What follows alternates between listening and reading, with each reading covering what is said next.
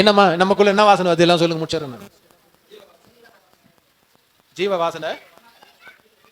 ஜீவ வாசனை வந்தா இயேசுவின் பிள்ளைகள்.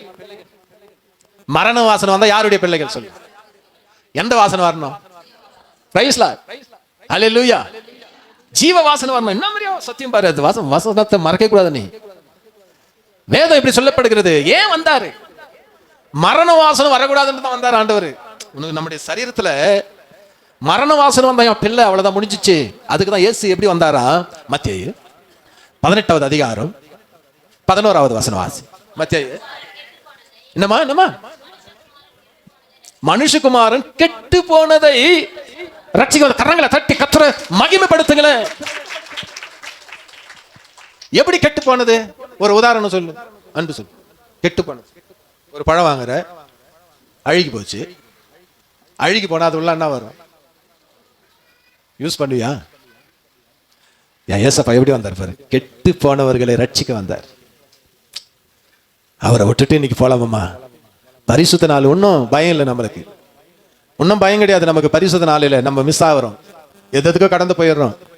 என் அன்பு தேவப்பிள்ளைகளே, நம்முடைய நம்முடைய வார்த்தை பாருங்க, பிசாசு வார்த்தையா நம்ம சொல்றோம், நம்ம ஜீவ வார்த்தையா சொல்லணும். அவர் சொன்னால் ஆகும். வீட்டில் போய் சொல்லு, சொல்றது இல்லை. அவர் கட்டளையிட்ட நடக்கும், ஆனா காத்துன்னு இருக்கணும். ஆமென், ஹல்லேலூயா. வேத நாயகன் இப்படி சொல்றாரு.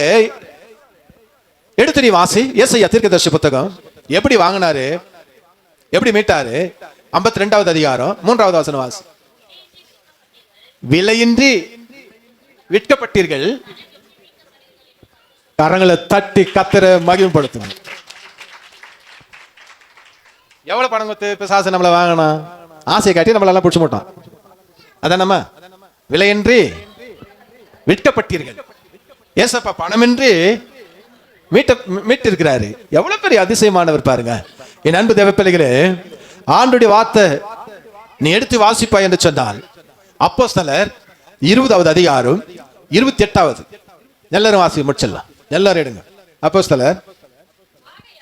ஆகையால் தேவன் தம்முடைய சுய ரத்தத்தினாலே சம்பாதித்துக் கொண்ட நமது சபையை மேய்ப்பதற்கு பரிசுத்த ஆவி உங்களை கண்காணிக்கிறதாக. இப்ப என்ன பண்ணணும்? இந்த வசனம் யாருக்கெல்லாம் புரியுது? தன் சுய ரத்தத்தினால் சம்பாதித்த சபை, தன் சுய ரத்தத்தினால உங்களை வாங்கப்பட்டு இருக்கிறாரு. புரியுதமா? இப்போ அவர் சம்பாதிச்சது எது? சபை, மக்கள், அவருடைய பிள்ளைகளை. அதனால்தான் சபையில வந்து உட்கார்ந்து இருக்காப்பா, உங்களுடைய பரிசுத்தன் ரத்தத்தினால மீட்கப்பட்ட இந்த சபை, வாங்கப்பட்ட சபை, நாங்களும் வாங்கி சுத்திகரிக்கப்பட்டு இருக்கிறோம். எவ்வளவு ஐக்கியத்தை ஒப்புறாரு பாரு சபைக்கும் நமக்கும். அப்ப சபைன்னா என்னன்னு இப்ப ஏளனமா நீ சொல்ல மாட்டியே, ஏளனமா நினைக்க மாட்டியே. போ அத்து வாரம் ஒரு மாசம் அப்படி சொல்ல மாட்டியே, போய்க்கலான்னு சொல்ல மாட்டியே.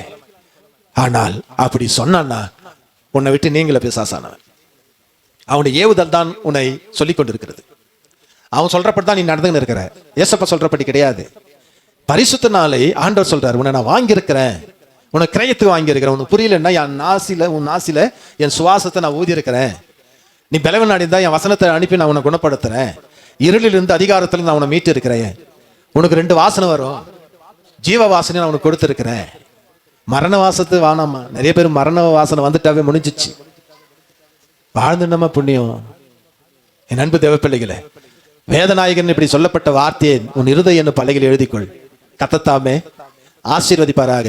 இப்ப சொல்லு, கிரயத்துக்கு வாங்கப்பட்டவர் நம்ம. நீ யாருக்கு சொந்தம்? இப்ப சொல்லு, யாருக்கு சொந்தம்? நீ யாருடையவனு கேட்கிறாரு. தேவனுடையவனா பிசாசுடையவனா? இப்ப 2 பேரும் 2 மாதிரி வாழறோமே, அப்ப என்ன பண்ணுவ? தேவனுக்கு பாதி சரீரத்தை கொடுத்துறோம், பிசாசுக்கு பாதி சரீரத்தை கொடுத்துறோம். அங்கே பிரசன்ட் போறோம், இங்கே பிரசன்ட் போறோம். உன்னை யாரு எங்க சேர்க்கிறது? புரியுதா நான் சொல்றது? உலகத்துல ஒரு காலு, ஆத்துல ஒரு காலு, சேத்துல ஒரு காலு. ஏன் பழமொழி சொன்னாங்க? எதுக்கு சொன்னாங்க?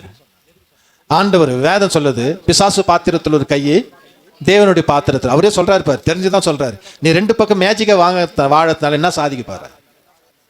நீ சொல்லு. பாதி சரீரத்தை கட் பண்ணி எடுத்துருவார் ஆண்டவரே.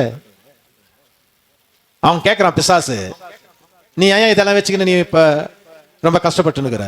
பிசாசு ஆண்டவரை பார்த்து கேட்கறான். அதையும் வந்து சொல்றாரு, அதுவும் அருமையா பக்கத்துக்கிறார் ஆண்டவர் இயேசு கிறிஸ்து.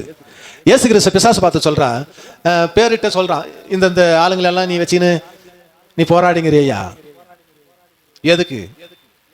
அவங்கள கொஞ்சம் இப்படி தள்ளிடு, யூஸ் இல்லாதெல்லாம் இப்படி தள்ளிடுன்றான். அப்ப அவனே சொல்றான், நீ நல்ல மணிக்கதிரெல்லாம் நீ எடுத்துக்கோ, பதறியெல்லாம் எப்படி அருமையா கேட்கிறான் பேர். இப்ப சொல்லு, நீ பதறியா நல்ல மணிக்கதிரா? தூத்த நேரத்தில் விழுது மணிக்கதிர், கொஞ்சம் தூரமா போய் விழுது அது. இப்ப யார் என்ன சொல்றாரு பாரு. இப்போ அதில் தான் விசுவாசம் நிற்கணும். அது ஆண்டவர்கிட்ட கேட்டுருவான் பிசாசு. அதை வந்து பேதுருகிட்ட சொல்லுவாரு, டேப்பா இது மாதிரியே கேட்கறான்டா. அவன் எப்படி கேட்கறான்? சுளைக்கினால முரத்துல போட்டு போடி ஓணுன்னா அவன் சொல்லி தரான் பாரு. நீ இவங்களெல்லாம் நம்பிக்கின்னு இருக்கிறிய ஆண்டவரை, நீ ஓணுன்னா சுளைக்கில் போட்டு உடைச்சு பாரு, யாரெல்லாம் வந்து தூசியெல்லாம் பதறியெல்லாம் பாருன்றான். என் அன்பு தேவ பிள்ளைகளே, கடைசி காலம் கொஞ்சம் ஜாக்கிரதையா இருங்க அம்மா. ஆனா உன்னை மாத்திரம் நீ நினைச்சுக்கோ, எஸ்ப்பா என்ன நீ வாங்கியிருக்கிறியப்பா, இது உன்னுடைய நாள் அல்லவா, நான் உம்மிடத்தில் வந்து நம்ம பார்த்துட்டு தரிசிட்டு நான் கடந்து வரணும். கத்தத்தாமே ஆசீர்வதிப்பாராக. நம்ம யாவர கண்களை மூடுவோம். நல்ல பிதாவே, இந்த அருமையான வேலையிலே அருமையான தேவ பிள்ளைகளுக்கு அருமையான வார்த்தை கொடுத்து